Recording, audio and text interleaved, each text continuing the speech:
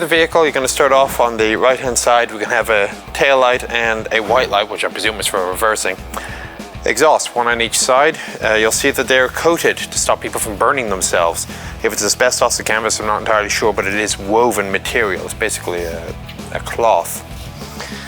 Final drives underneath, again, like most British tanks of the era, they were rear-wheel drive, for lack of a better term, so you could top up your lubricants with that. Again, we have the solid cast tracks with casting numbers on them. As we come further over to the side, this is a very simple retention system for the louvers for the transmission. Jettisonable fuel tank. The British had a couple of ways of extending the range, especially in the desert where pit stops were kind of few and far between. The fuel tank was the more successful one. The other one that they had was the Rota trailer, R-O-T-A trailer, all one word. And a worse implement of war has probably never been devised. So if you have a couple of minutes to spare and you want to laugh, go find an Operation Think Tank David Fletcher talking about the Rota trailer, and he has some very choice words to say on the matter. Finally, a number of Matildas would also have basically a doorbell or a gong. On the outside of the tank, you'd push a button, it would sound an alarm inside the tank, and the TC would stick his head up and find out who was the infantryman that had disturbed him. As you follow the exhaust down, you see the two mufflers. So there's an exhaust pipe on each side of the tank, obviously, and the mufflers are staggered alternately, one to the right, one facing left, but otherwise they're identical. Again, at the back we have these single-piece links which are bolted into place. So if one of these things breaks, you just unbolt it and you put it back in. You don't have to go after it with a welder or anything. There are also eyelets at the very back here.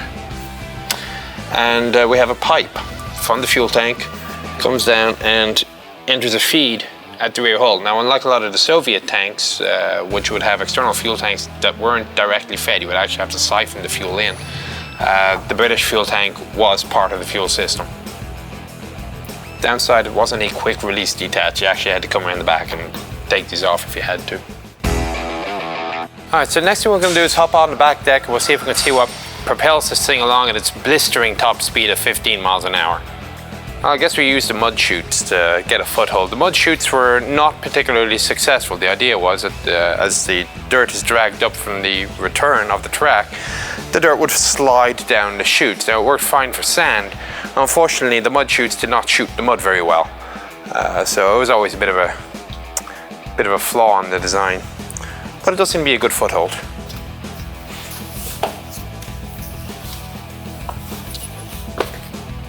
Easy enough to get up, I have to say.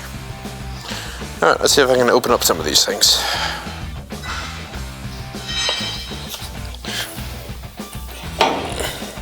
Looks like I can.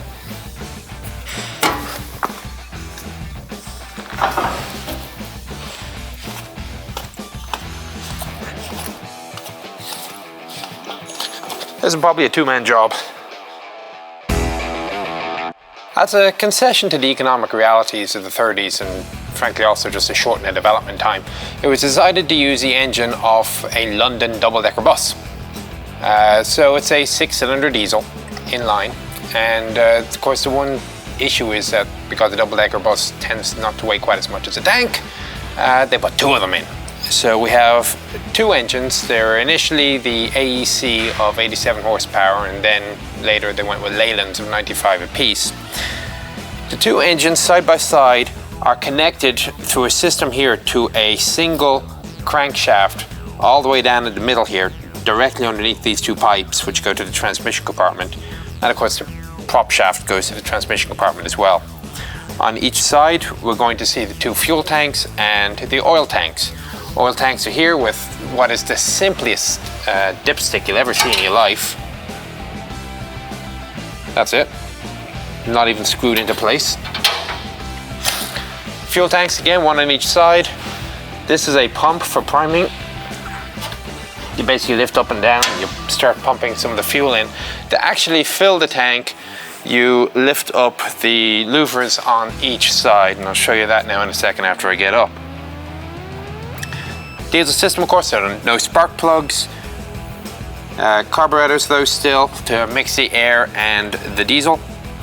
And not really much else here. I mean, the tank engines at the time were pretty simple. And diesels get even simpler. And of course, everything under here is under big, heavy louvers that you have to lift up just to check the oil. Although the fuel tank, as I say, is a little bit simpler. If you come over here, it's a simple hinge that you just lift up. Fuel, oil. Can't even get that wrong.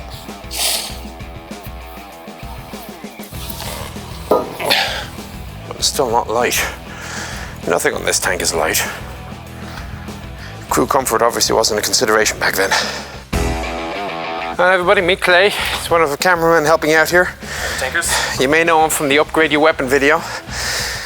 He has a second career as an actor. All right, 3, 2, 1.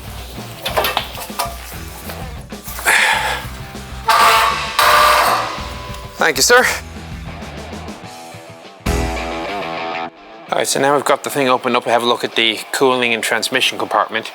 2 individual cooling systems, 1 for each engine.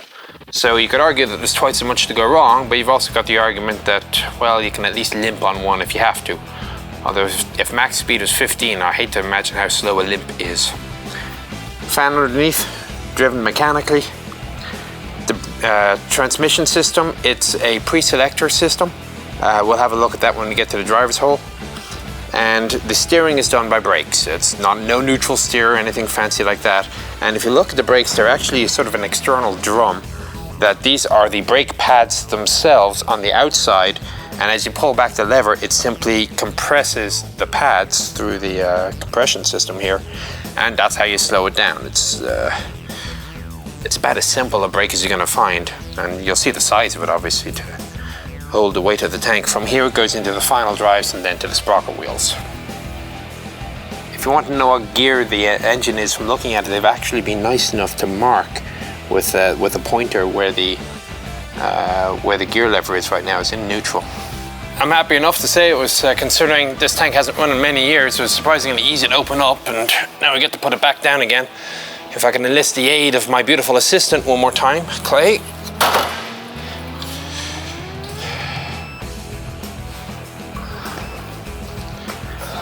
All right, start with the middle one again. Watch your fingers and toes. Oh.